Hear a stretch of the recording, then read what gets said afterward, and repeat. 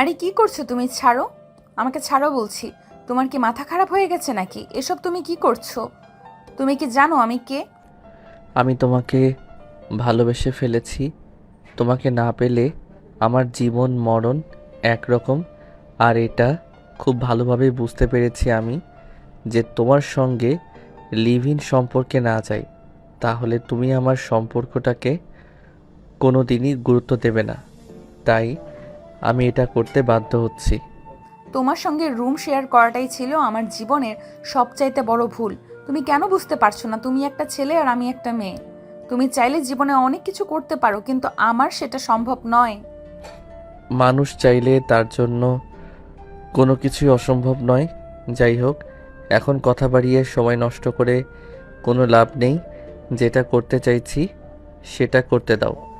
তার মানে তুমি আমার কোনো কথাই শুনবে না, তাই তো? আচ্ছা ঠিক আছে, তোমার যা ইচ্ছা তুমি তাই করো, আমি তোমাকে কিছুই বলবো না। তবে একটা কথা মনে রেখো, এর জন্য তোমাকে পরকালে জবাব দিতে হবে। আমি তোমাকে বোঝানোর জন্য অনেক চেষ্টা করলাম, কিন্তু তুমি আমার কোনো কথাই শুনলে না। কারণ তুমি খুব ভালো করেই জানো আমি ঠিক করিয়ে নিয়েছি তোমার কোনো কথাই শুনবো না। তাহলে আমাকে কোনো কথা বলে কি লাভ আছে? এখন যেটা করছি সেটা করতে দাও। এই বলে নীল নেহাকে আবারও বিছানায় ফেলে দেয়। আর তারপর আস্তে আস্তে নেহার ঠোঁট দুটোর উপর ঝাঁপিয়ে পড়ে। নীল নেহার ঠোঁট দুটোতে কিস করছিল, আর এদিকে নেহা প্রচণ্ড বিরক্ত বোধ করছিল, কারণ এতে তার কোনো সম্মতি ছিল না। কিন্তু এই মুহূর্তে বেশি বাড়াবাড়ি করেও লাভ নেই, কারণ এখান থেকেই কেউ নেহাকে বাঁচাতে আসবে না। যেটা হওয়ার সেটা হবেই। তাই নেহা মনে মনে ভাবলো এখন আর বাড়াবাড়ি না করে যেটা হচ্ছে সেটা মেনে নেওয়াই বুদ্ধিমানের কাজ। তখনই হঠাৎই নীল নেহাকে বলে উঠল, নেহা, তুমি কি এখন আমার উপর রেগে আছো? আমি একাই শুধু তোমাকে আদর করে যাচ্ছি, তুমি কোনো রেসপন্স করছো না। আমি কি করব? আমার কি করার আছে? যা করার শত তুমিই করছো। তাহলে এখানে আমার কি কোনো দরকার আছে? আমাকে তুমি এইভাবে বলো না, কেননা আমি তোমাকে প্রচণ্ড ভালোবাসি, তোমাকে হারিয়ে ফেলতে চাই না। আমি খুব ভালো করে জানি বাড়িতে তোমার বিয়ের সম্বন্ধ চলছে, আর পরীক্ষা শেষে তুমি বাড়িতে গেলেই তোমার বিয়েটা হয়ে যাবে। কিন্তু আমি তোমাকে ছাড়া বেঁচে থাকতে পারবো না। তাই আমি শুধুমাত্র তোমার সঙ্গে এইটা করি যাতে তুমি আমাকে ছাড়া অন্য কাউকে বিয়ে করতে না পারো। একবার হলেও আমার জন্য তোমার মনে ভালোবাসার উদয় হয়। কিন্তু নীল, তোমার কি একবারও মনে হচ্ছে না তুমি ভুল কিছু করছো, ভুল পথে হাঁটছো? না, আমার সেই সব কিছুই মনে হচ্ছে না, কারণ আমি যা করেছি চিন্তা ভাবনা করেই করছি। আমি কখনোই চিন্তা ভাবনা না করে কোনো কিছু করি না। আমি যেটা করছি আমার ভালোর জন্যই করছি। তাই এই বিষয়ে আমি কারোরই মতামত গ্রহণ করব না। প্লিজ নেহা, তুমি আর আমাকে বাধা দিও না। আমি যেটা করছি আমাকে সেটা করতে দাও, কারণ আমি তোমায় অসম্ভব ভালোবাসি। তোমাকে হারিয়ে আমি বেঁচে থাকতে পারবো না। এই বলে নীল নেহার উপর আবারও ঝাঁপিয়ে পড়ে আর সেই সময়টাকে উপভোগ করতে থাকে। নীল নেহার শরীরে বিভিন্ন স্থানে ভালোবাসার আলিঙ্গন করেই যাচ্ছিল, আর নেহা সেসব কিছু মুখ বুজে সহ্য করছিল। প্রায় 20 মিনিট পর নেহাকে নীল ছেড়ে দিয়ে বিছানার এক পাশে শুয়ে পড়ল। আর নেহা তো অনবরত কান্না করেই চলছিল। নীল তার সঙ্গে কেন এরকমটা করলো? নেহা তো নীলকে প্রচণ্ড বিশ্বাস করত, কিন্তু তার সঙ্গে কেন এরকম হলো? I am so sorry Neha, please তুমি আমাকে ক্ষমা করে দিও। আমি তোমার সঙ্গে এরকমটা করতে চাইনি, কিন্তু আমি খুব ভালো করেই জানি আমি যদি তোমার সঙ্গে এরকমটা না করতাম তাহলে তুমি আমাকে ছেড়ে চলে যেতে।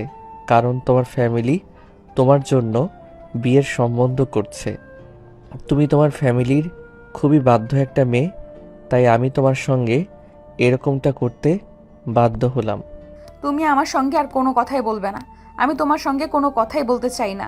তুমি আমার সঙ্গে যেটা করেছো তার জন্য আজ না হোক কাল তোমাকে পস্তাতে হবে। আর আমি তো তোমাকে বিশ্বাস করেছিলাম। তুমি আমার বিশ্বাসের এই প্রতিদান দিলে, এটা তোমার কাছ থেকে আমার পাওনা ছিল না হয়তো। তাহলে আমি কি করতাম তুমি নিজেই আমাকে সেটা বলো। আমি কতবার কতভাবে তোমাকে ভালোবাসি সেটা বোঝাতে চেয়েছি, কিন্তু তুমি কি একবারও আমার ভালোবাসা বুঝতে চেয়েছো? তুমি বারবার আমাকে অ্যাভয়েড করে গেছো, কিন্তু একটা কাজ তুমি ভালো করেছো, সেটা হলো তুমি আমার সঙ্গে রুম শেয়ার করতে স্বীকার করেছিলে। আর তুমি যদি সেটা না করতে তাহলে হয়তো আজ আমি এই সুযোগটা হয়তো পেতাম না। হ্যাঁ, এখন আমি যেটা বুঝতে পেরেছি এটাই ছিল আমার জীবনের সবচেয়ে বড় ভুল। কেন আমি তোমাকে বিশ্বাস করতে গেলাম? আমি যদি বিশ্বাস করে তোমার সঙ্গে লিভ ইনে না আসতাম তাহলে হয়তো আজ আমার সঙ্গে এরকমটা হতো না। আমি এখন মানুষের সামনে মুখ দেখাবো কি করে? আর আমার ফ্যামিলিকে কিভাবে বলবো তুমি আমার সঙ্গে এই সব কিছু করেছো? আমি বিয়ের আগেই আমার সতীত্ব হারিয়ে ফেলেছি।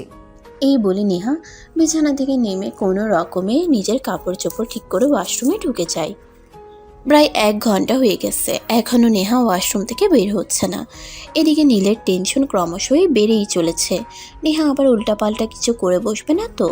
তারপর আরও কিছু সময় পর নেহা ওয়াশরুম থেকে বের হয়, আর তাকে দেখে নীল দৌড়ে গিয়ে তার সামনে দাঁড়ায় আর বলতে থাকে, প্লিজ নেহা, তুমি আমাকে ক্ষমা করে দাও। আমি তোমার সঙ্গে এরকমটা করতে চাইনি, কিন্তু কি করব বলো? আমি যে তোমায় প্রচণ্ড ভালোবাসি, তোমাকে ছাড়া আমার বেঁচে থাকা প্রায় অসম্ভব, তাই আমি তোমার সঙ্গে এরকমটা করতে বাধ্য হলাম। তুমি আমার সঙ্গে কোনো কথাই বলবে না। আমি তোমার সঙ্গে কোনো কথা বলতে চাই না। আজকের এই মুহূর্তটাই তোমার সঙ্গে আমার কাটানো জীবনের শেষ মুহূর্ত। আজকের পর কখনোই তুমি আমাকে সামনে দেখতে পাবে না, কারণ আজকেই আমি এখান থেকে চলে যাচ্ছি। আমার চাকরির কোনো দরকার নেই। এই কথা বলে নেহা সোজা নিজের রুমে চলে গেল আর লাগেজ গুছিয়ে একদম গ্রামের বাড়ির উদ্দেশ্যে রওনা হলো। নীল নেহাকে আটকানোর জন্য অনেক চেষ্টা করছিল, কিন্তু সে কোনোভাবেই পারল না। আসলে নীল এরকমটা করতে চায়নি, সে নেহাকে ভালোবাসে, তাই সে নেহাকে হারাতে চায় না। কিন্তু নেহা তার পরিবারের অতি বাধ্য একটা মেয়ে, সে তার ফ্যামিলির মান সম্মান বাঁচাতে যা ইচ্ছে তাই করতে পারে। এমনকি নিজের ভালোবাসার কোরবানি দিতেও সে 2 বার চিন্তা করে না। কিছুদিন আগেই নেহার বাড়ি থেকে হঠাৎ একটা ফোন আসে আর জানানো হয় নেহার বিয়ের সম্বন্ধ চলছে। এরপর থেকে নীলের এসব পাগলামো শুরু হতে থাকে।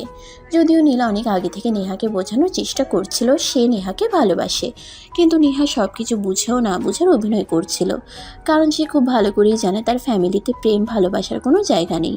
তার ফ্যামিলির মানুষ যেন প্রেম ভালোবাসা কি সেটা বুঝেই না। যাই হোক ভিউয়ার্স, আপনাদের এভাবে বললে হয়তো বুঝতে সমস্যা হবে। চলুন একটু ফ্ল্যাশব্যাক থেকে ঘুরে আসি।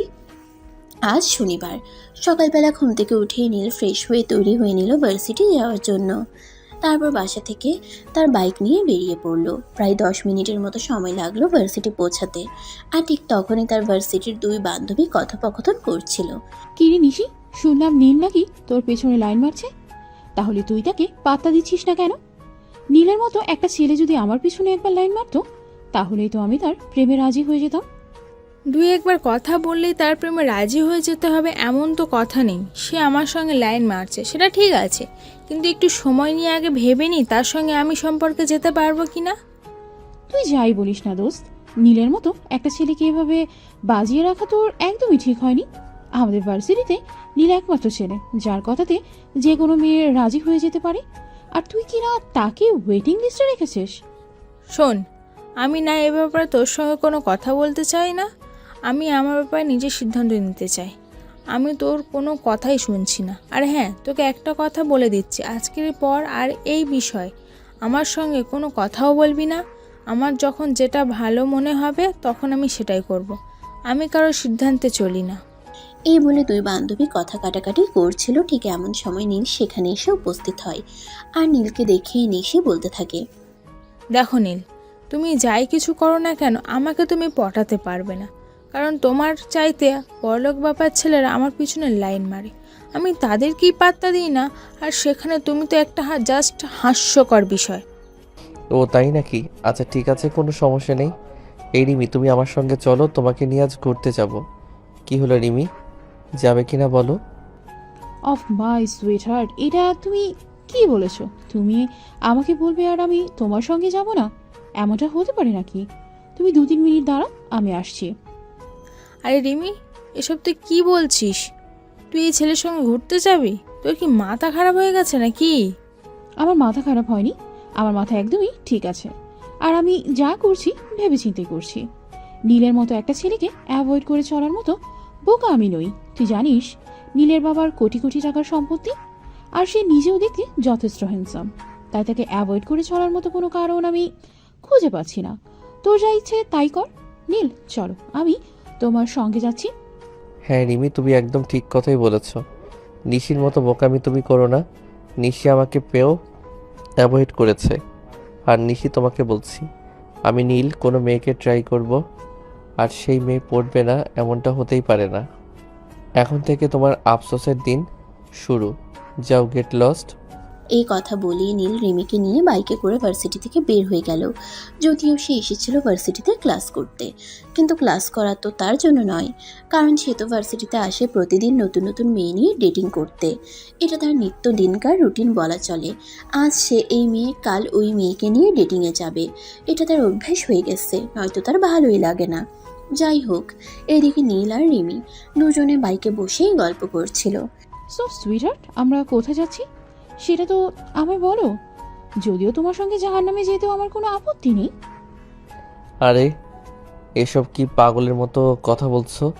আমি তোমাকে নিয়ে জাহান্নামে কেন যেতে যাব? আমি তো তোমাকে নিয়ে সিনেমা হলে যাচ্ছি। আজ আমরা দুজনে সিনেমা দেখব আর অনেক মজা করব। রাজি মানে 100 বার রাজি। তোমাকে তো আমি আগে থেকেই বলেছি তোমার সঙ্গে জাহান্নামে যেতেও আমার কোনো সমস্যা নেই। তবে তোমাকে একটা কথা বলার আছে। সামনেই কিন্তু আমার সেমিস্টার ফি আছে, ওটা কিন্তু তোমাকে দিতে হবে। আরে বাবা, ঠিক আছে, কোনো সমস্যা নেই।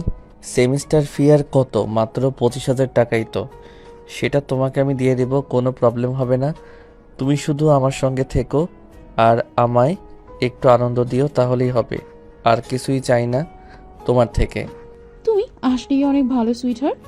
আমি বুঝতে পারলাম না নিশি কেন তোমায় অ্যাভয়েড করলো। তোমার মতো ছেলেকে কেউ অ্যাভয়েড করে? আসলে তুমি অনেক বুদ্ধিমান মেয়ে তো, তাই তুমি আমাকে বুঝতে পেরেছো। নিশি অনেকটা বোকা, তাই আমাকে বুঝতে পারিনি। কোনো সমস্যা নেই, তুমি আমায় আনন্দ দিতে পারলে তুমি আমার কাছে যা চাইবে আমি তোমাকে তাই দেব। এই কথা বলতে বলতে তারা বিশাল একটা ভবনের সামনে এসে দাঁড়ায়। তারপর বাইক পার্কিং করে নীল রিমিকে নিয়ে ভিতরে প্রবেশ করে। তারা লিফটে ছিল, তখনই হঠাৎ নীলের চোখ আটকে গেল একটা মেয়ের উপর। নীল যে লিফট দিয়ে উপরে উঠছিল, তার বিপরীত লিফট দিয়ে সেই মেয়েটা নিচের দিকে নামছিল। নীল হা করে সেই মেয়েটার দিকে তাকিয়ে আছে। নীল ভাবতেই পারছে না এটা মেয়ে না আকাশের পরী। মেয়ে মানুষ এতটা সুন্দরী হতে পারে নীল এর আগে কখনো দেখেনি। এই মেয়েটাকে যেন আল্লাহ তাআলা নিজের হাতে অপরূপ সৌন্দর্য দান করেছেন। তখনই নীল ওই মেয়েটার পেছনের মেয়েটা ওই ভবন থেকে বের হয়ে সোজা একটা দোতলা বাড়িতে ঢুকে। সে তার ব্যাগপত্র রেখে ড্রয়িং রুমে একটু বিশ্রাম নেবে ভেবেছে। তখনই সে কলিং বেলের আওয়াজ শুনতে পায়। এই সময় আবার কে আসলো? আমি তো সেটাই বুঝতে পারছি না। আন্টি আঙ্কেল তো আরো অনেকক্ষণ পরে আসবে, তাহলে কে এসেছে? আচ্ছা যাই হোক, আগে দরজাটা তো খুলি, তারপর দেখি কে এসেছে। 7-5 চিন্তা করতে করতে নেহা দরজাটা খুলে, আর দরজা খুলেই দেখে তার সামনে এক সুদর্শন পুরুষ দাঁড়িয়ে আছে, যাকে সে আজকের আগে কখনোই দেখেনি। তাই সে অবাক হয়ে জিজ্ঞাসা করে, কি ব্যাপার, কে আপনি? আর কি আপনার পরিচয়? আপনাকে তো আজকের আগে কখনো এখানে দেখেছি বলে মনে হয় না। অপরিচিত মেহমান বলে কি ভিতরে আসার পারমিশন দেবেন না? আপনি আমাকে গেটের বাইরেই দাঁড় করিয়ে রাখবেন? এটা কোন ধরনের ভদ্রতা? দেখুন, এইটা আমার নিজের পরিবার নয়।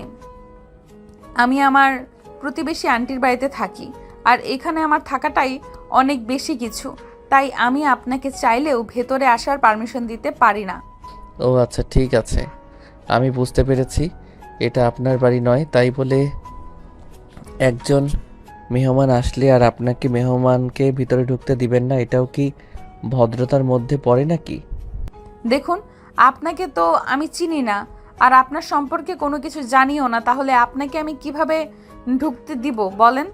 তাছাড়া এটা যদি আমার নিজের বাড়ি হতো তাহলে অন্য কথা। যাই হোক, তবে আপনি যখন এত করে বলছেন, ঠিক আছে, ভেতরে এসে বসুন। আর হ্যাঁ, আমি কি আপনার জন্য চা কফি কিছু বানিয়ে নিয়ে আসবো? আপাতত আমার কিছুই লাগবে না, আমি শুধু আপনার সঙ্গে একটু কথা বলতে চাই। আপনার সঙ্গে 5 মিনিট কথা বলতে পারলেই হবে, আর আমার কিছুরই প্রয়োজন নেই।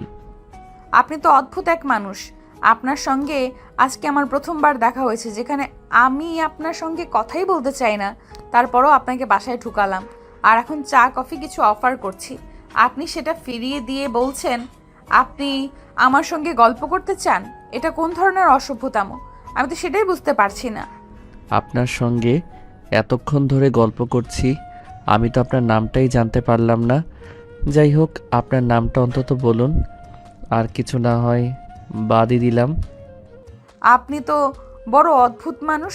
যেখানে আমি আপনাকে চিনি না জানি না, হুটহাট করে বাসায় ঢুকে পড়েছেন আর এখন নানান ধরনের প্রশ্ন করছেন।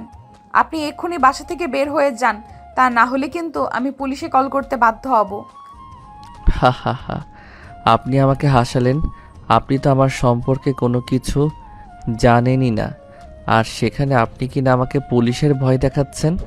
দেখুন, পুলিশে কল করে কোনো লাভ হবে না, বরঞ্চ পুলিশে আপনাকে হাজারটা প্রশ্ন করে একদম নাজেহাল করে ছেড়ে দেবে। তার চাইতে বরং এটাই ভালো হবে, আমি যেটা বলছি সেটাই করুন। তাছাড়া আর একটা কথা, আপনিও খুব ভালো করে জানেন আপনার ফাঁকা বাসায় আমি একটা ছেলে মানুষ এসেছি। এটা শুনলে এলাকার লোকজনেরা আপনাকেই কটু কথা শোনাবে, আমাকে কিন্তু ছুঁতেও পারবে না। আমার নাম নেহা, নেহা ইসলাম। এবার তো হয়েছে, এবার আপনি বাসা থেকে বিদায় হন। আমি আর আপনাকে সহ্য করতে পারছি না, আর আপনাকে সহ্য করার মতো কোনো কারণও দেখতে পাচ্ছি না। So get out. Okay madam, ঠিক আছে, কোনো প্রবলেম নেই, আমি চলে যাচ্ছি। তবে আবারও খুব তাড়াতাড়ি আপনার সঙ্গে আমার দেখা হবে, এটা আপনি নিশ্চিন্ত থাকতে পারেন। এই কথা বলে নীল নেহাদের বাড়ি থেকে বের হয়ে বাইরে চলে আসে। আর তখনই হঠাৎ তার এক বন্ধু তাকে ফোন করে। কি ব্যাপার দোস্ত, কই রে তুই? সে কখন থেকে তোকে ফোন করছি কিন্তু তুই ফোন তুলছিস না। কি হয়েছে তোর? কোনো সমস্যা হয়েছে নাকি? কোনো সমস্যা হয়ে থাকলে তুই আমাকে বল। দোস্ত, আমি তো হুড়পড়ির সন্ধান পেয়ে গেছি। এতক্ষণ তো তার বাসাতেই ছিলাম, তার পরিচয় জানার চেষ্টা করছিলাম, কিন্তু সে আমাকে দেখে অনেক ভয় পেয়ে গেছে, তাই কোনো কিছুই জানতে পারিনি, শুধু নামটা ছাড়া। যাই হোক, বিকালে নদীর পাড়ে দেখা করিস। আচ্ছা দোস্ত, ঠিক আছে, কোনো সমস্যা নেই। তবে শোন, হুড়পড়ি খুঁজতে গিয়ে আবার আকাশের তারা হয়ে যাইস না, বলে দিলাম। আরে না দোস্ত, সেরকম কিছুই হবে না, এত চিন্তা করার কিছুই নেই। যাই হোক, তোকে যেটা বলছিলাম শোন, তুই কিন্তু বিকালে নদীর পাড়ে চলে আসবি, তারপর তোর সঙ্গে ওই বিষয়ে আলোচনা করব। ঠিক আছে দোস্ত, সমস্যা নেই। আমি ঠিক বিকেল 4টার মধ্যেই নদীর পাড়ে চলে যাব। আর হ্যাঁ, তোকে আমি একটা কারণে ফোন করেছিলাম। আমাকে 50,000 টাকা দিতে পারবি? আজ বিকেলেই আমার বড় মামা হঠাৎ অসুস্থ হয়ে পড়েছেন আর আমাদের কাছে কিছু টাকা চাইছেন। কিন্তু এই মুহূর্তে তো আমার বাবার হাতে কোনো টাকা নেই, তাই বলছিলাম কি, তুই যদি এই হেল্পটা করতি তাহলে অনেক উপকার হতো। ঠিক আছে দোস্ত, সমস্যা নেই, তুই টাকাটা আজ বিকালে পাবি না, কারণ আমার হাতে ক্যাশ অত টাকা নেই। আমি আমার বাবাকে বলে দেব কাল সকালে তুই বাবার অফিসে চলে যাস, বাবা তোকে টাকাটা দিয়ে দেবে। ওকে দোস্ত, ঠিক আছে, থ্যাংক ইউ সো মাচ। তোর মতো বন্ধু থাকাটা ভাগ্যের ব্যাপার। তোর মতো বন্ধু যার আছে সে সত্যিই খুব লাকি পারসন। হয়েছে, এখন আর বক বক না করে ফোনটা কেটে দে, কারণ আমি খুব ভালো করেই জানি আমার বন্ধুরা সবগুলোই স্বার্থপর, সবাই আমাকে টাকার জন্যই খোঁজে, নয়তো কেউ আমার খোঁজই রাখে না। তোর কাছে টাকা চাইলাম বলে তুই এভাবে বলতে পারলি? তুই না আমার বন্ধু হস, আর বন্ধুত্বের এই পরিচয় দিলি তুই? ঠিক আছে, কোনো সমস্যা নেই, লাগবে না তোর টাকা, তুই থাক তোর টাকা নিয়ে। আরে না দোস্ত, তুই মন খারাপ করিস না, আসলে আমি তোর সঙ্গে একটু মজা করছিলাম। যাই হোক, বিকালে কিন্তু ঠিক সময় চলে আসিস। এই কথা বলতে বলতে নীল ফোনটা কেটে দেয়। আর অপর প্রান্ত থেকে রাজ ফোনটা রেখে মুচকি মুচকি হাসতে থাকে, কারণ নীল তেমন একটা ভুল কথা বলেনি। নীলের যত বন্ধু বান্ধব আছে সবাই নীলকে প্রয়োজনেই ব্যবহার করে। এমনকি নীল যে কাপড় চোপড় বদলানোর মতো গার্লফ্রেন্ড বদলায়, তারাও কিন্তু নীলকে স্বার্থের জন্যই ব্যবহার করে। তাই নীলের বলা কথাগুলো খুব একটা ভুল নয়। যাই হোক, এদিকে দেখতে দেখতে বিকেল হয়ে গেল। রাজ নদীর পাড়ে বসে নীলের জন্য অপেক্ষা করছে। তখনই হঠাৎ আরং 5 মোটরসাইকেলে এসে হুশ করে দাঁড়িয়ে পড়ে। রাজের বুঝতে বাকি রইল না তার পিছনে যে বাইকটা দাঁড়িয়েছে সেটা নীলের, তাই সে পেছন ফিরে না তাকিয়েই বলতে থাকে, এতক্ষণে তোর আসার সময় হলো? আমি সেই আধা ঘন্টা ধরে এখানে বসে বসে তোর জন্য অপেক্ষা করছিলাম। যাই হোক, এখন যেহেতু শিয়াল মেরে বিকেলে এসেছিস, তো বল কি হয়েছিল তোর? কোনো হুলপড়ি তুই পেয়েছিস? হ্যাঁ রে দোস্ত, আমি মিথ্যে বলছি না, সত্যি এবার হয়তো আমি সত্যিকারে কারো প্রেমে পড়ে গেছি, যাকে আমি ভুলে থাকতে পারবোই না। আর তাকে ভুলে থাকা অসম্ভবই বলা চলে।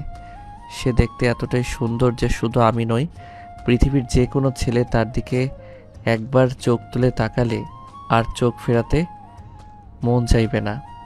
তাহলে একটা কাজ কর না দোস্ত, তোর সেই হুড়পড়িকে আমার কাছে দিয়ে দে। কারণ তুমি তো খুব ভালো করেই জানিস আমার ফ্যামিলির মানুষ আমাকে অনেক দিন ধরেই বিয়ে করার জন্য চাপ দিচ্ছে, কিন্তু আমি আমার মনের মতো কাউকেই খুঁজে পাচ্ছি না।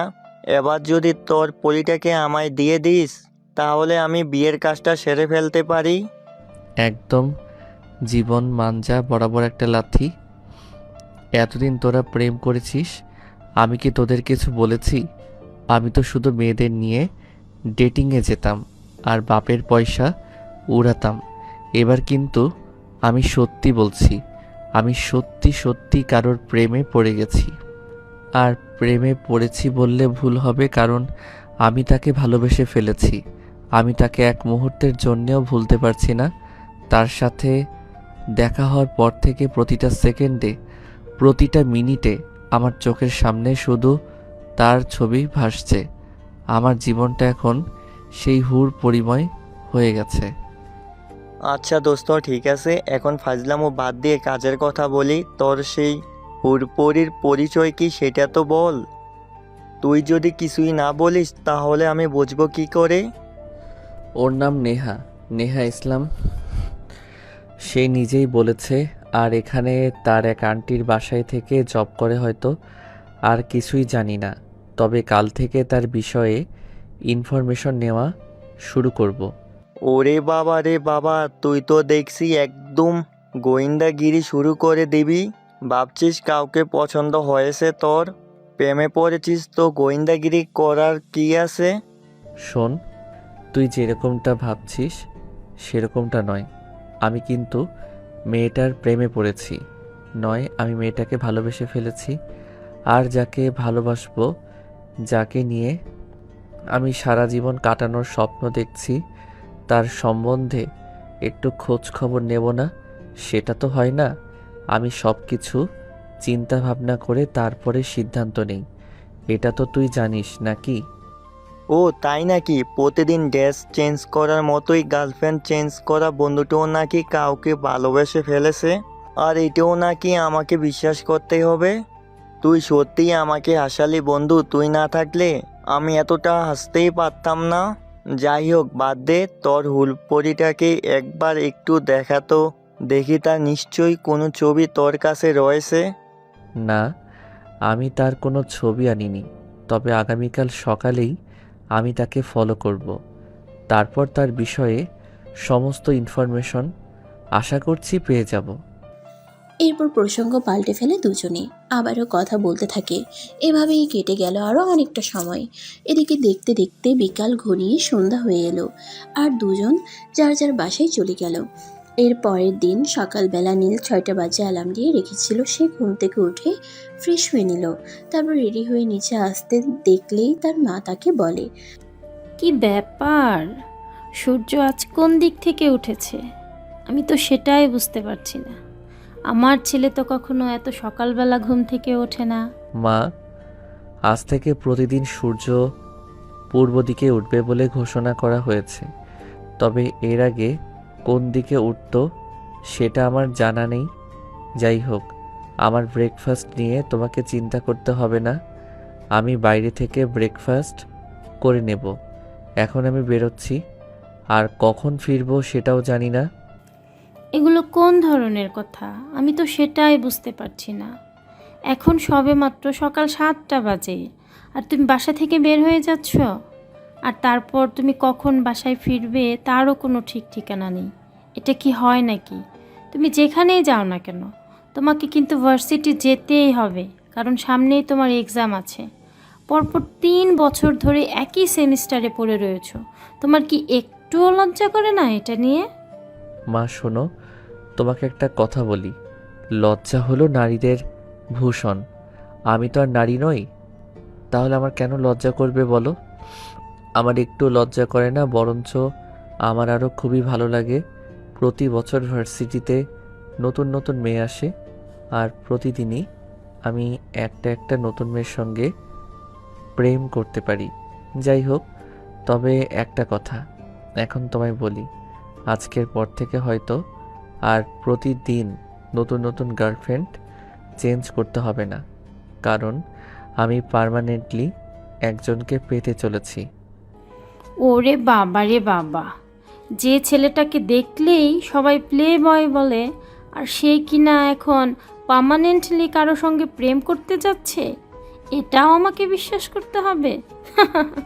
যাই হোক, আমি অত কথা শুনতে চাই না। তোমাকে এখন থেকে প্রতিদিন ভার্সিটি যেতেই হবে, আর প্রত্যেকটা ক্লাস অ্যাটেন্ডও করতে হবে। আমি আদৌ আর পড়াশোনা করব কি না সেই বিষয়ে নিশ্চিত নই, তবে আমি এখন আসছি। আর আমাকে ফোন করলেও কোনো লাভ হবে না। আমি যেখানে যাচ্ছি সেই কাজটা শেষ না করে আমি কোনোভাবেই আর বাড়িতে আসবো না।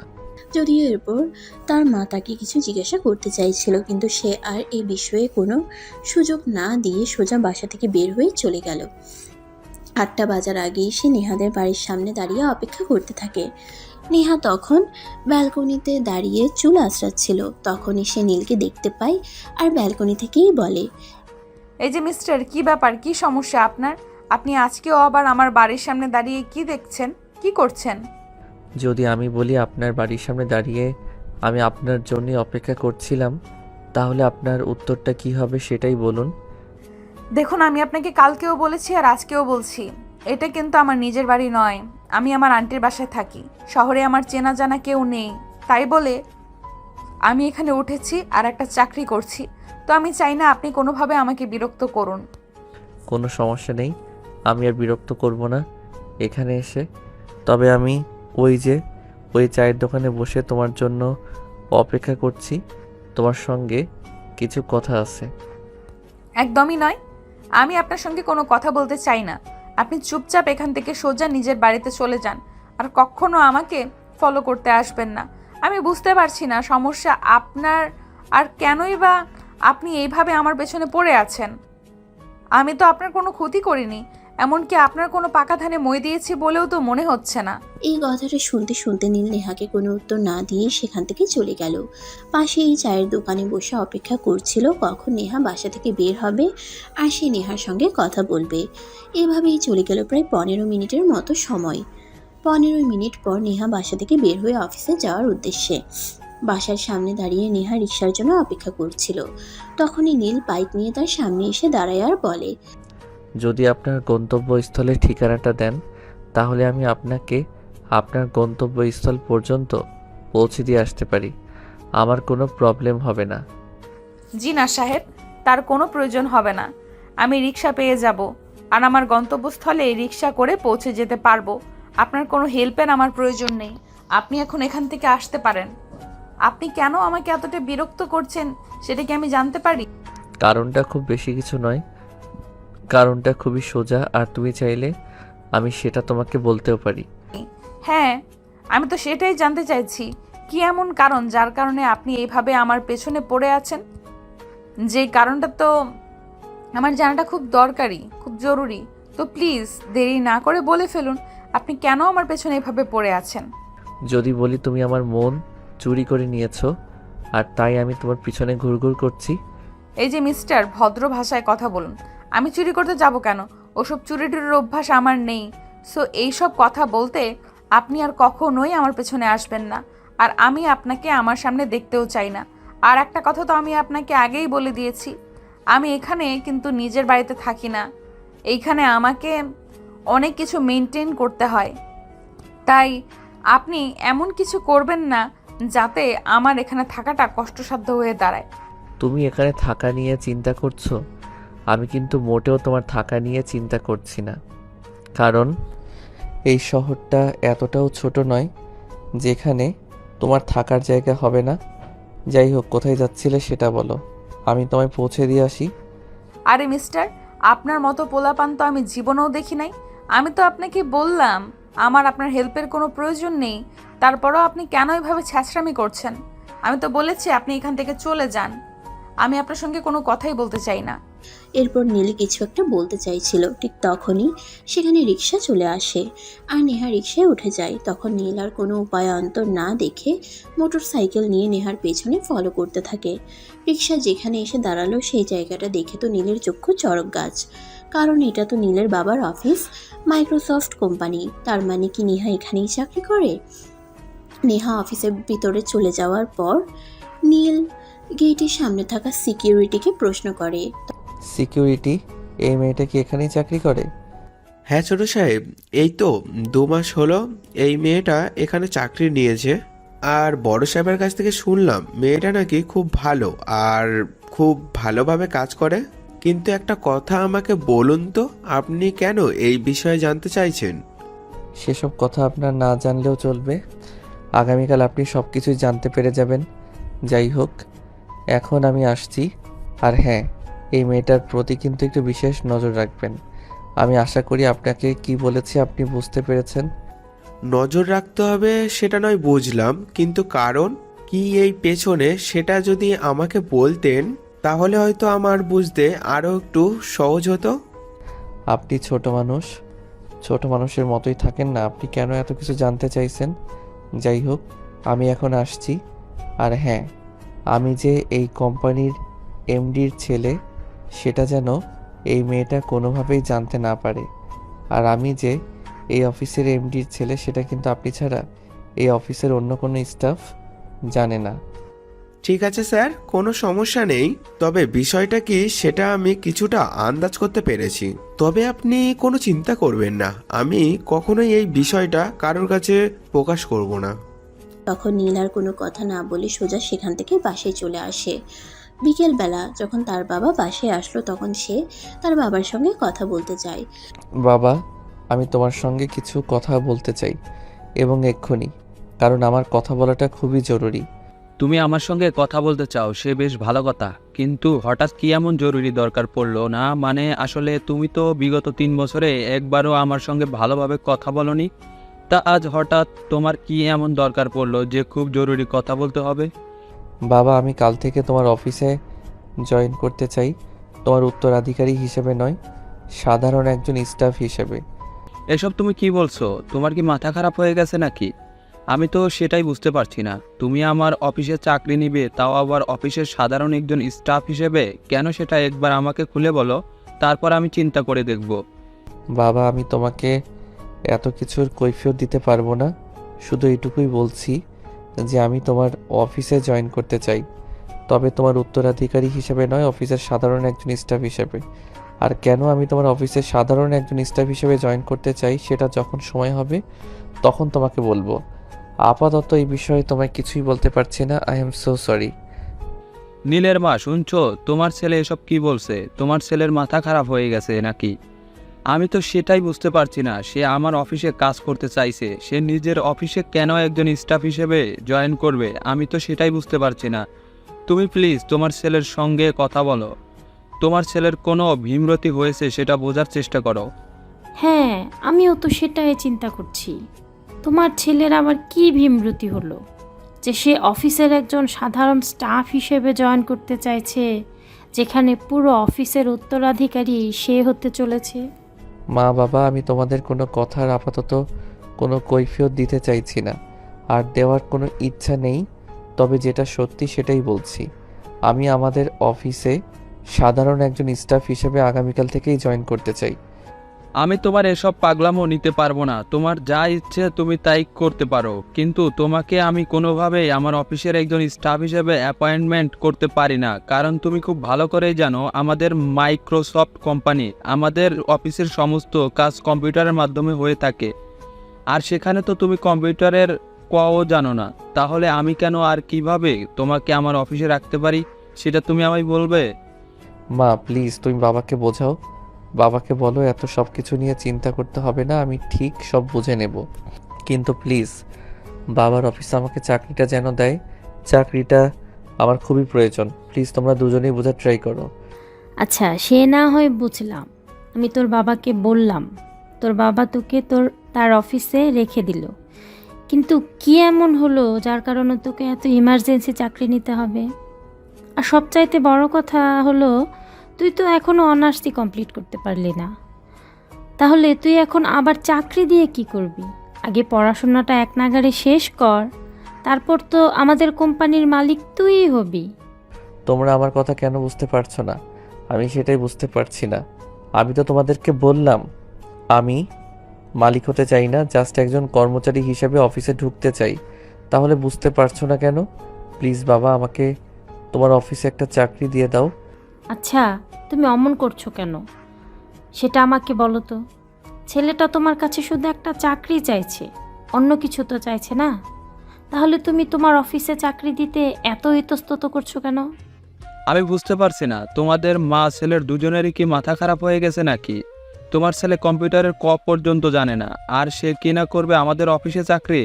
আমি আমার অফিসে তোমার ছেলেকে পিয়নের একটা চাকরি দিতে পারি, তাছাড়া কোনো চাকরি দিতে পারবো না। বাবার মুখ থেকে এমন কথা শুনে নীল কিছুটা রেগে গেল। আর সেই বিষয়টা তার বাবা মা দুজনেই বুঝতে পারলো। তাই নীলের মা আবারও নীলের বাবাকে বলে, আচ্ছা, নিজের ছেলের সঙ্গে এমন ব্যবহার কেউ করে? ছেলেটা তোমাকে এত রিকোয়েস্ট করে বলছে তোমার অফিসে একটা চাকরি দেওয়ার জন্য, কিন্তু তুমি তো কোনো কথাই শুনছো না। তুমি এরকম কেন করছো বলো তো আমাকে? সে তো তোমার নিজেরই ছেলে, তোমার কাছে শুধু একটা চাকরি চাইছে, লাখ লাখ টাকা তো আর চাইছে না। তোমার ছেলের আমার অফিসে চাকরি করার চাইতে মাসে যদি 5 লাখ টাকা হাত খরচ চায়, তাও আমি সেটা দিতে পারবো, কোনো প্রবলেম হবে না। কিন্তু আসল সমস্যাটা আমি তোমাদের কাউকেই বোঝাতে পারছি না। আমি তোমাদের কারোরই কোনো সমস্যার কথা শুনতে চাই না। আমি যেটা শুনতে চাই সেটা হলো, তুমি আমার ছেলেকে তোমার অফিসে চাকরি দিচ্ছ। আমার এসব ঝামেলা ভালো লাগছে না। প্লিজ, আমার ছেলে তো তোমার কাছে শুধু একটা চাকরি চাইছে, ওটা ওকে দিয়ে দাও, তাহলেই তো সমস্যার সমাধান হয়ে যায়। হ্যাঁ বাবা, একদম ঠিক কথাই বলেছে। প্লিজ তুমি তোমার অফিসে আমাকে চাকরিটা দিয়ে দাও, তাহলে তো আর কোনো সমস্যা থাকে না। আর হ্যাঁ, তুমি বিশ্বাস করো, আমার দ্বারা তোমার কোম্পানির কোনো ক্ষতি হবে না। আর সেটা আমি হতে দেব না, কারণ কয়দিন পরে তো সেই কোম্পানির মালিক আমি হতে চলেছি। আর নিজের ক্ষতি কেউ জেনে শুনে করে না, তাই এইটুকু ভরসা তুমি আমাকে করতেই পারো। নীল আর নীলের মা দুজনে এভাবে নীলের বাবাকে রিকোয়েস্ট করেই যাচ্ছিল। অবশেষে নীলের বাবা সবকিছু মেনে নেয় আর নীলকে বলে, আচ্ছা ঠিক আছে, আমি তোমাদের মা ছেলের কথা মেনে নিলাম, তোমার ছেলেকে আমাদের অফিসে রেখে দিলাম, আর একটা চাকরিও দিলাম। তবে একটা কথা, তোমার ছেলে কিন্তু আমার অফিসের কোনো জিনিস টাচ করতে পারবে না। সে যেটা চাইছে সেটাই হবে। আমি তাকে চাকরি দিব, কিন্তু সে আমার অফিসে কোনো কাজ করবে না। যদি তোমার ছেলে আমার এই শর্তটা মেনে নিতে পারে, তাহলেই তোমার ছেলেকে বলো কাল থেকে অফিসে আসতে, আর না হয় তো তোমার ছেলের অফিসে আসার কোনো প্রয়োজন নেই। ঠিক আছে বাবা, তুই আমাকে যা শর্ত দেবে তাই আমি মেনে নেব। আমি তোমার অফিসের কোনো জিনিস টাচ অবধি করব না। আমার শুধু চাকরিটা হলেই চলবে। আমি তোমার অফিসে নিয়মিত যাওয়া আসা করতে পারলেই হবে। এই বলে নীল খুশিতে গদগদ হয়ে নীলের রুমে চলে যায়। আর পরের দিন সকালে অফিসে যাওয়ার জন্য নিজেকে মনে মনে প্রস্তুত করতে থাকে। পরের দিন সকাল 7টা বাজতে না বাজতেই নীল ঘুম থেকে উঠে ফ্রেশ হয়ে তৈরি হয়ে নেয় আর নাস্তার টেবিলে চলে আসে। এটা দেখে তার মা তাকে বলতে থাকে, কি ব্যাপার নীল, তুই আজ এত সকালে ঘুম থেকে উঠলি কি করে? তুই তো কখনো সকাল 10টার আগে ঘুম থেকে উঠিস না। আজ সূর্যটা কোন দিক থেকে উঠেছে আমি তো সেটাই বুঝতে পারছি না। তোর বিষয়টা কি বল তো শুনি। আমার আবার বিষয় কি হতে যাবে? আজ আমি বাবার অফিসে প্রথম জয়েন করব, সেটা তো তোমরা সবাই জানো, তাই একটু সকাল সকাল ঘুম থেকে উঠেছি, এছাড়া কিছুই নয়। ও আচ্ছা, এতক্ষণে বিষয়টা ক্লিয়ার বুঝতে পেরেছি আমি তো ভেবেছিলাম মনে হয় সূর্য আজকে পশ্চিম দিকে উদিত হয়েছে, তাই তুই সকাল সকাল ঘুম থেকে উঠে গেছিস। যাই হোক, নাস্তা করে যাবি নাকি বাইরে নাস্তা করবি? আমি বাইরে নাস্তা করতে যাব কেন?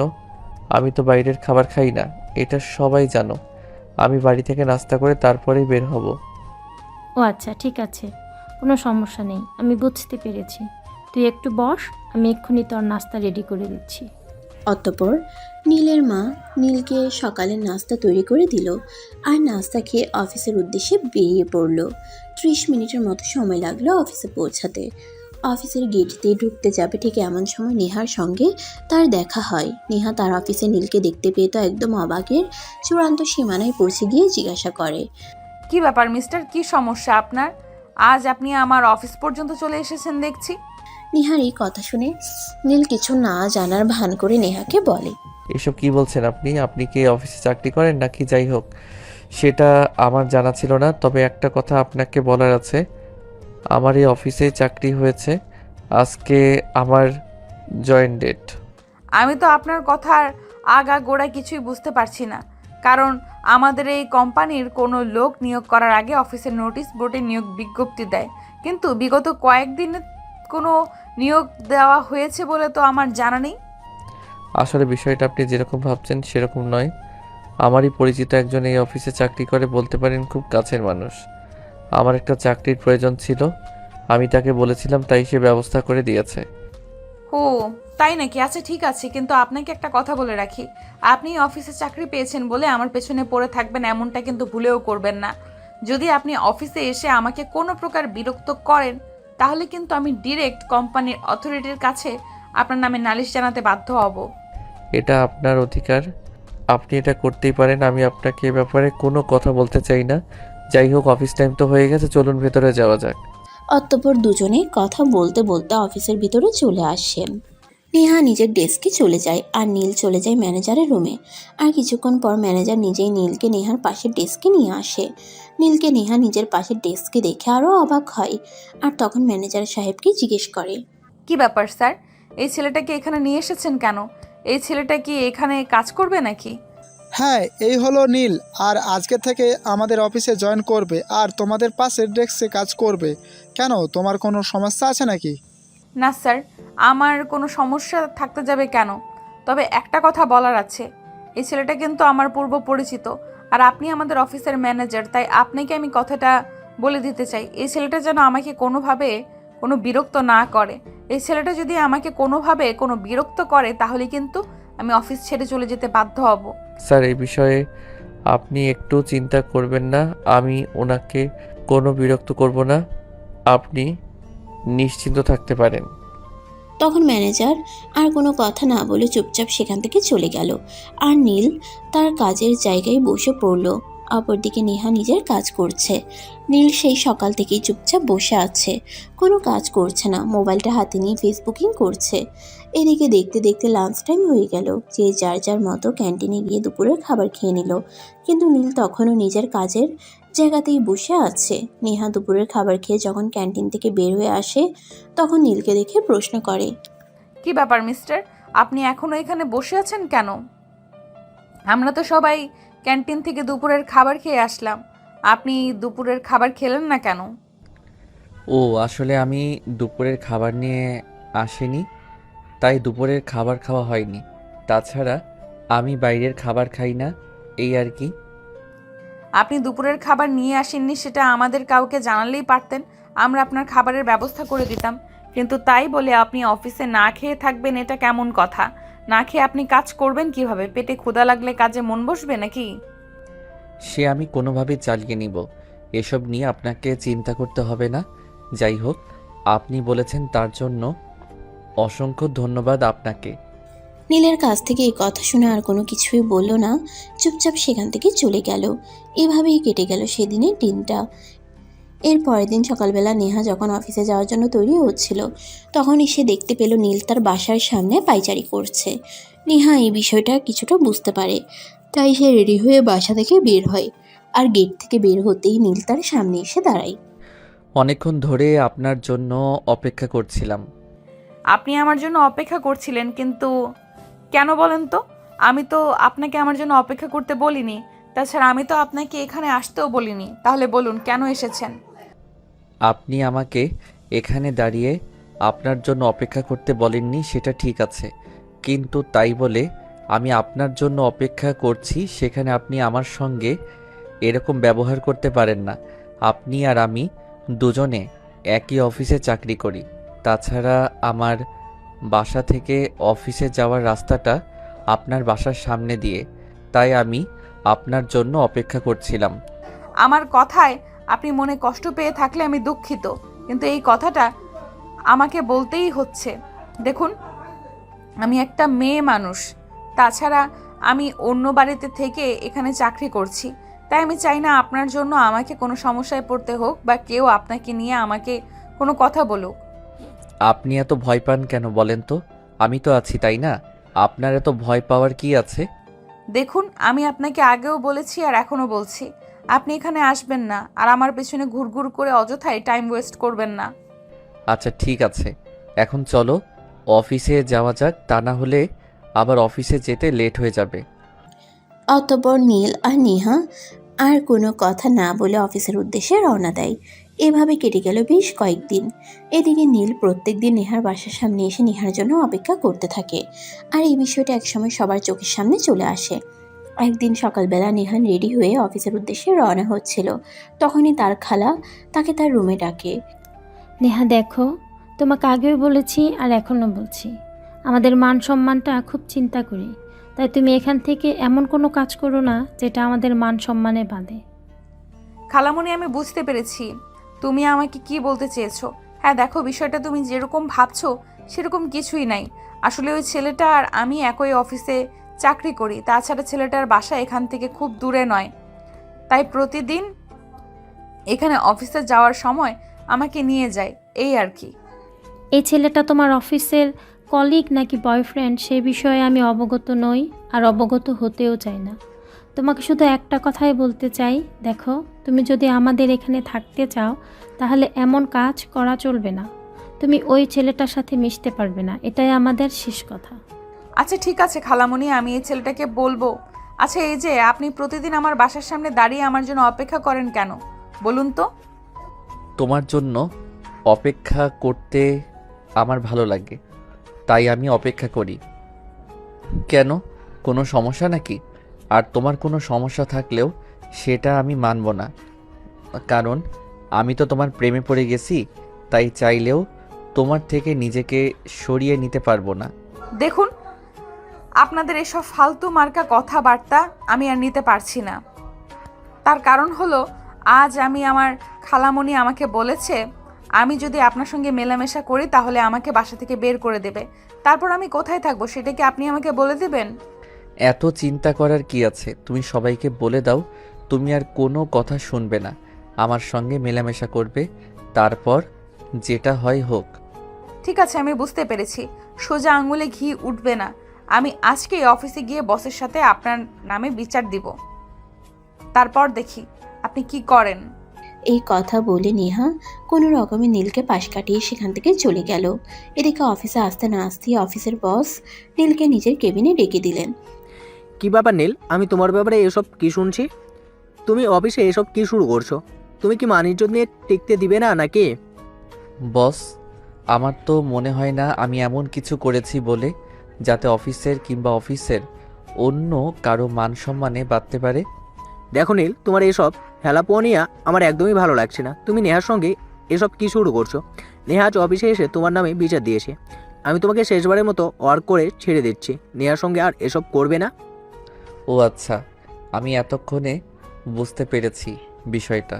নেহা আসলে আপনাকে কি বলেছে? দেখুন, আমি নেহাকে ভালোবাসি, আর আমি চাই না আমাদের দুজনের ভালোবাসার মধ্যে আপনি কাবাবের হাড্ডি হয়ে বসেন। দেখো নীল, এটা অফিস, আর এখানে সবাই কাজ করতে আসে, কেউ তোমার মতো প্রেম করতে আসে না। তাই আমি তোমাকে শেষবারের মতো বলছি, তুমি যদি নেহার সঙ্গে এসব করতেই থাকো তাহলে কিন্তু আমি তোমাকে অফিস থেকে বের করে দিতে বাধ্য হব। তখন কিন্তু তুমি অফিসে অথরিটিকে কোনোভাবেই দোষারোপ করতে পারবে না। দেখুন বস, আমি এই অফিসে চাকরি নিয়েছি শুধুমাত্র নেহার জন্য, তাই আমি এই ব্যাপারে আপনার কোনো নিষেধাজ্ঞা পালন করতে পারবো না, কারণ যেখানে আমার থাকবে না সেখানে কোনো নিষেধাজ্ঞা আমাকে স্পর্শ করতে পারবে না। মানে তুমি এসব কি বলছো? আমি কিন্তু তোমার কথায় আড়গোড়া কিছু বুঝতে পারছি না। তুমি নেহার সঙ্গে এখানে চাকরি নিয়েছো মানে? হ্যাঁ স্যার, আপনি একদম ঠিকই শুনেছেন। আমি এখানে শুধুমাত্র নেহার জন্যই চাকরি নিয়েছি, আর হ্যাঁ শুনুন, আপনাকে একটা কথা বলি। আপনি আমার পরিচয় এবং জীবন বৃত্তান্ত সম্পর্কে কোনো কিছুই জানেন না। আমি সব কিছু লুকিয়ে রেখেই এখানে চাকরি নিয়েছি। অতঃপর নীল তার পরিচয় আর সবকিছু তার বসকে খুলে বলে। সবকিছু শুনে নীলের বস তাকে বলে, আই এম সো সরি, আমি আপনাকে চিনতে পারিনি। যাই হোক, তবুও আমি আপনাকে একটা কথাই বলবো, আপনি এই অফিসের অ্যাডমিনের একমাত্র ছেলে হয়ে অফিসের কেন এমপ্লয়ের পিছনে পড়ে থাকা, কিন্তু আপনাকে শোভা পায় না। দেখুন, প্রেম ভালোবাসা কখনো ধনী গরিব কিংবা অর্থ সম্পদ দেখে হয় না। প্রেম ভালোবাসার জাস্ট হয়ে যায়, সেটা যেভাবেই হোক আর যে কোনো পরিস্থিতিতেই হোক। তাই আমি আপনাকে শুধু একটা কথাই বলতে চাই, আমি আজ আপনাকে যেগুলো বলেছি সেগুলো আপনি কখনোই নেহা কিংবা অফিসের অন্য কারোর সঙ্গে শেয়ার করবেন না, যতক্ষণ পর্যন্ত আমি না বলছি। ওকে ঠিক আছে, কোনো সমস্যা নেই। আপনি যখন আপনার ভালোবাসাকে নিজের করে পাওয়ার জন্য নিজের পরিচয় এমনকি সব কিছু গোপন রাখতে চান, তাহলে এতে আমার কোনো সমস্যা থাকবে না। হ্যাঁ, আমি আপনাকে একটা কথা বলি, আপনার যদি এই ব্যাপারে কখনো আমার কোনো সহযোগিতার প্রয়োজন মনে হয় তাহলে অবশ্যই আমাকে বলবেন। আমি আমার শতভাগ দিয়ে চেষ্টা করব আপনাকে সহযোগিতা করতে। অতঃপর নীল আর কোনো কথা না বলে চুপচাপ সেখান থেকে বের হয়ে চলে আসে। আর এদিকে কিছুক্ষণ পর নেহাও আবারও বসের কেবিনে যায় আর বসের কাছ থেকে জানতে চায় বস নীলের সঙ্গে এ ব্যাপারে কি কথা বলেছে। তখন অফিসের বস নেহাকে বলে, দেখুন হ্যাঁ, আমি নীলের সঙ্গে কথা বলেছি আর কথা বলে বুঝতে পেরেছি নীল তোমাকে সত্যি অনেক বেশি ভালোবাসে। তাই আমি মনে করি নীলের এই বিরক্ত করাটাকে তোমার বিরক্ত মনে না করে ভালোবাসা বলে মেনে নেওয়া উচিত আর তাকে অ্যাকসেপ্ট করে নেওয়া উচিত। বস, আমি বুঝতে পারছি না আপনি একটু আগে কিভাবে কথা বললেন আর এখন কিভাবে কথা বলছেন। নীল আপনাকে জাদু করেছে কিনা সেটাই আমি বুঝতে পারছি না। আপনি মুহূর্তের মধ্যেই বদলে গেলেন আর আমাকে এইসব কথা বলছেন। আপনি বস হয়ে আপনার একজন কর্মচারীকে এইসব কথা বলতে আপনার একটু রুচিতে পাচ্ছে না? বস তখন নেহাকে কিছু বলতে চাইছিল, কিন্তু নেহা সেটার সুযোগ না দিয়ে সেখান থেকে হনহন করে বের হয়ে গেল আর নিজের কেবিনে এসে ভাবতে লাগলো আসলে বিষয়টা কি হয়েছে। এইভাবে দেখতে দেখতে অফিসের টাইম শেষ হয়ে রাত 8টা বেজে গেল আর অফিস থেকে বের হয়ে সোজা বাসায় চলে আসলো। আর এরপর চলে গেল আরও কয়েকদিন। হঠাৎ একদিন রাতের খাবারের বেলা তার খালা তাকে বলল, নেহা, তোমাকে অত্যন্ত দুঃখের সহিত জানানো হচ্ছে যে তোমাকে আমরা আর আমাদের বাড়িতে রাখতে পারবো না, কারণ তোমাকে আমরা খুবই ভালো একটা মেয়ে বলে আমাদের বাড়িতে থাকতে দিয়েছিলাম, কিন্তু ইদানিং তুমি যা শুরু করেছো সেগুলো আমাদের রুচিতে পাচ্ছে। তাই তোমাকে 2 দিন সময় দিলাম, এই 2 দিনের মধ্যে তুমি আমাদের বাসা ছেড়ে অন্যত্র চলে যাবে। তোমাকে আর আমাদের এখানে থাকতে দেওয়া হবে না। কিন্তু খালা, এভাবে হঠাৎ আমি একটা মেয়ে মানুষ কোথায় চলে যাব? আর এগুলো জানতে পারলে আমার মা অনেক টেনশন করবে। তুমি কোথায় যাবে আর কি করবে সেই ব্যাপারে আমাদের চিন্তা করার সময় নেই। তোমার বিষয়টা তুমি নিজেই বুঝে নাও। তোমাকে এখানে থাকতে দিয়েছিলাম, কিন্তু এসব ফষ্টি নষ্টি করার অনুমতি তো আমরা দেইনি। তাই এখন তুমি কি করবে না করবে সেই ব্যাপারে আমাদের না জানার কোনো আগ্রহ নেই। কথাগুলো এক নাগারে বলে খাবার টেবিল থেকে তিনি উঠে চলে গেলেন। আর এদিকে নেহা কোনো রকমে খাবারটা শেষ করে নিজের রুমে চলে আসলো আর বসে বসে ভাবতে লাগলো সে এখন কোথায় যাবে আর কি করবে, আর নীল কেনই বা এগুলো করতে গেছিল। এর জন্যই তো আজ নেহাকে এমন পরিস্থিতিতে পড়তে হয়েছে। তবে যাই হোক, আগামীকাল সকাল হলেই নীলের সঙ্গে কথা বলতে হবে। এইসব ঝামেলার একমাত্র কারণ নীল, আর তাই নীলকেই এই সমস্যার সমাধান দিতে হবে। যেমন চিন্তা তেমনই কাজ। পরের দিন সকালবেলা যখন নেহা অফিসে যাওয়ার উদ্দেশ্যে বাসা থেকে বের হয়, তখনই নীল তার বাসার সামনে দাঁড়িয়েছিল আর নেহা তাকে দেখতে পেয়ে বলতে থাকে, নীল, আজ তোমার সঙ্গে আমার কিছু গুরুত্বপূর্ণ কথা আছে যেগুলো আমি বলবো আর তুমি শুনবে। আর তোমার জন্য আমাকে এই সমস্যায় পড়তে হয়েছে, তাই সমস্যার সমাধান তোমাকেই করতে হবে। আরে কি বলো তুমি? তোমার জন্য আমি নিজের জীবন দিতে প্রস্তুত, কিন্তু কি হয়েছে সেটা আমাকে খুলে বলো। আমার জন্য তোমাকে কি এমন সমস্যায় পড়তে হলো বলো আমাকে, আমি শুনছি। তোমাকে আমি কত করে বলেছি তুমি এইভাবে আমার বাসার সামনে এসে দাঁড়িয়ে থাকবে না। তুমি এইভাবে দাঁড়িয়ে থাকলে এই বিষয়টা নিয়ে সবাই সন্দেহ করবে, কিন্তু তুমি তো আমার কোনো কথাই শোনোনি। উল্টো দিনের পর দিন আমাকে বিরক্ত করেই গেছো। আজ শুধুমাত্র তোমার জন্য আমাকে বলা হয়েছে আমাকে এই বাসা ছেড়ে অন্যত্র চলে যেতে হবে। এখন তুমি নিজেই বলো আমি কোথায় যাব আর কি করব? এই ব্যাপার, এটা কোনো কথা হলো? ঠিক আছে, কোনো সমস্যা নেই, তুমি রাজি থাকলে আজকে আমি তোমাকে আমার বাসায় নিয়ে যাব আর তারপর বিয়ে করে আমার বাড়িতেই রেখে দেব। তুমি তোমার থাকার জায়গা নিয়ে এত চিন্তিত? Please stop this nonsense. আমি কিন্তু তোমার সাথে মজা করার মুডে নেই, আমি সিরিয়াস। খালা আমাকে বলেছে আমাকে 2 দিনের মধ্যেই বাসা ছেড়ে অন্যত্র চলে যেতে হবে। এখন তুমি বলো আমাকে, আমি কোথায় যাব আর কি করব?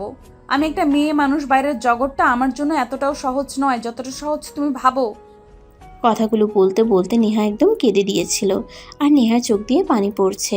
এই দৃশ্যটা নীল কোনোভাবেই মেনে নিতে পারছিল না, তাই সে রাস্তার মাঝখানেই নেহাকে জড়িয়ে ধরে বলতে থাকে, প্লিজ নেহা, কান্নাটা বন্ধ করো।